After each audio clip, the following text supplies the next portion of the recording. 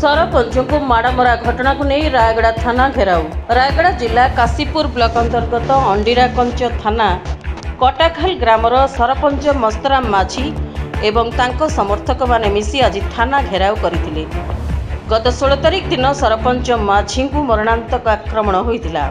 Silver okay plantation bill प्रदान को केंद्र करी यह आक्रमण होइतिला। घटना को नहीं रायगड़ा थाना रे सरपंच एतला देथिले। पुलिस घटनार तदंत आरंभ करिसेंती, किंतु एजाबत माड़ मारिथिबा जेई श्री कुमार नायक को काहेकि गिरफ्त करा जाय नै बोली प्रश्न करिसेंती। अन्य पक्षरे काशीपुर ब्लॉक जल विभाजिका मूर्तिका संरक्षण संप्रसारण अधिकारी श्री कुमार नायक मध्य सरपंच विरुद्ध रे पालटा अभियोग करिसेंती। उक्त घटना को जिला सरपंच संघ, जिला आदिवासी संघ, जिला डंब समाज सरपंच को उचित न्याय मिलिबा दाबी रे रायगड़ा थाना परिसर मध्य शांतिपूर्ण धारणा देथिले। अतिरिक्त आरक्षी अधीक्षक अमूल्य कुमार धर, एसडीपीओ रश्मिरंजन सेनापति, थाना आईआईसी के बीके कहर बुझासुझा करिया परे धारणारू उठिथिले।